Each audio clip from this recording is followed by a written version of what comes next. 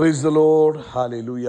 സ്തോത്രം സ്തോത്രം സ്തോത്രം സ്തോത്രം സ്തോത്രം സ്തോത്രം സ്തോത്രം. കർത്താവിൻ്റെ അതിപരിശുദ്ധമായ തിരുനാമം ഈ അനുഗ്രഹിക്കപ്പെട്ട പ്രഭാതത്തിൽ വാഴ്ത്തപ്പെടുമാറാകട്ടെ. പ്രിയപ്പെട്ട ദൈവമക്കളെ, നമുക്ക് ഒരുമിച്ച് 2025 മെയ് മാസം 12-ാം തീയതി തിങ്കളാഴ്ച പ്രഭാതത്തിൽ കർത്താവിനെ ആരാധിക്കുവാൻ, കർത്താവിനെ സ്തുതിക്കുവാൻ നമ്മുടെ സ്വർഗീയ പിതാവ് നമുക്ക് ഒരുക്കി തന്നിരിക്കുന്ന നല്ല സമയത്തിനായിട്ട് നമുക്ക് കർത്താവിന് സ്തോത്രം ചെയ്യാം. കൈകളൊക്കെ ഒന്ന് ഉയർത്തിപ്പിടിച്ചിട്ട് കർത്താവിനൊന്ന് സ്തോത്രം പറഞ്ഞ് സ്തോത്രം സ്തോത്രം സ്തോത്രം സ്തോത്രം സ്തോത്രം സ്തോത്രം. കഴിഞ്ഞ പകൽക്കാലം മുഴുവൻ കാത്തുപരിപാലിച്ച ദൈവത്തിന് സ്തോത്രം പറയാം. ഹല്ലേലൂയ.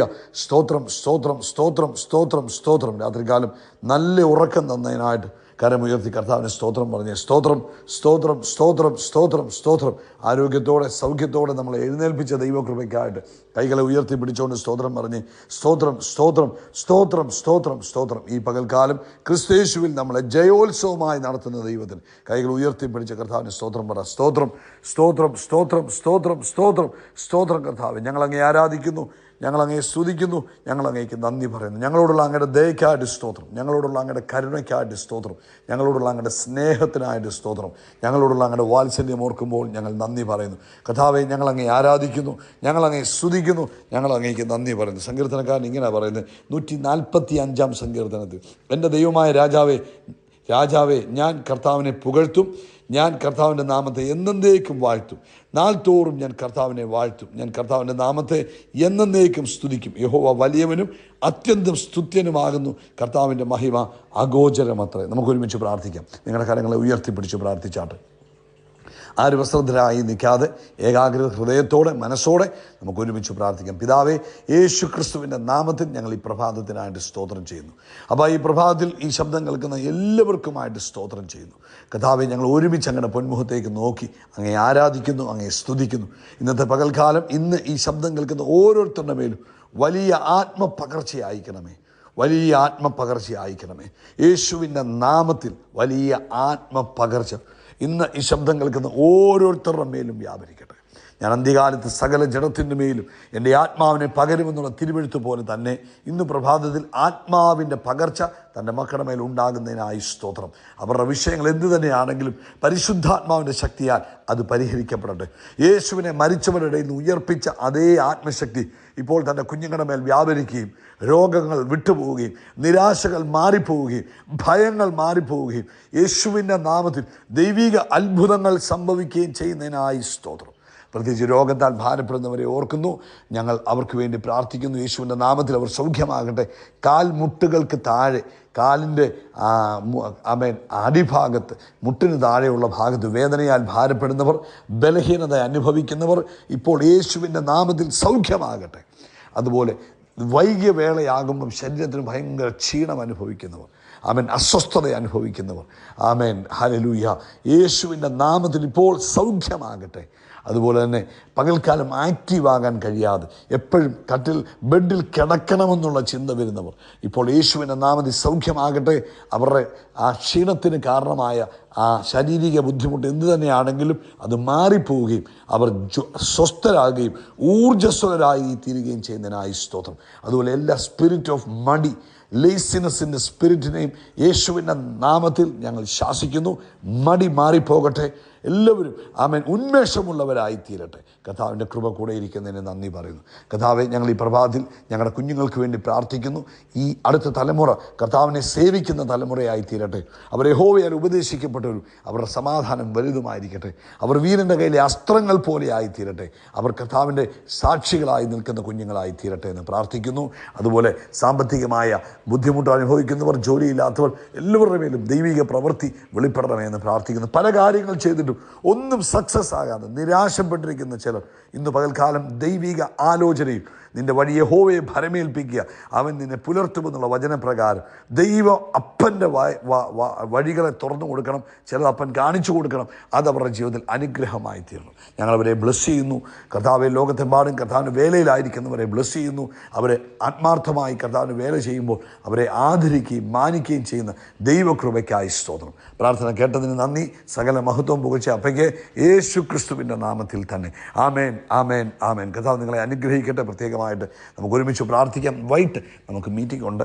ഇന്ന് രാത്രി ഇന്ത്യൻ സമയം 9:30 നമ്മുടെ മീറ്റിംഗ് ആരംഭിക്കുന്നത്. അതുകൊണ്ട് എല്ലാ ദൈവമക്കളും നിങ്ങളുടെ വലത്ത് കൈ ഒന്ന് ഉയർത്തിപ്പിടിച്ച് നമുക്ക് ഒരുമിച്ച് പ്രാർത്ഥിക്കാം. പിതാവേ, ഇന്നത്തെ മീറ്റിങ്ങിൽ ഞങ്ങൾ യേശു ക്രിസ്തുവിൻ്റെ നാമത്തിൽ അനുഗ്രഹിച്ച് പ്രാർത്ഥിക്കുന്നു. വലിയ ദൈവപ്രവൃത്തി ഇന്ന് രാത്രിയിൽ സംഭവിക്കുന്നതിന് നന്ദി. ജനം ഒഴുകി വരുന്നതിന് സ്തോത്രം. വചനം വെളിപ്പെടുത്തി തരുന്നതിന് സ്തോത്രം. ആത്മപകർച്ചകൾ സംഭവിക്കുന്നതിന് നന്ദി പറയുന്നു. തൻ്റെ കുഞ്ഞുങ്ങളെ ആദരിക്കുകയും മാനിക്കുകയും ചെയ്യണം യേശു ക്രിസ്തുവിൻ നാമത്തിൽ തന്നെ. ആമേൻ, ആമേൻ, ആമേൻ. കർത്താവ് എല്ലാവരും ധാരാളമായിട്ട് അനുഗ്രഹിക്കട്ടെ. വൈകിട്ടത്തെ മീറ്റിങ്ങിൽ പങ്കെടുക്കുന്നത് നിങ്ങൾ മറക്കരുത് കേട്ടോ. ഇന്ന് നിങ്ങൾ ആദ്യമായിട്ടാണ് ഈ മോർണിംഗ് മെസ്സേജ് കേൾക്കുന്നതെങ്കിൽ പോലും വൈകിട്ട് മീറ്റിങ്ങിൽ പങ്കെടുക്കുന്ന കാര്യം നിങ്ങൾ മറന്നു പോകല്ലേ.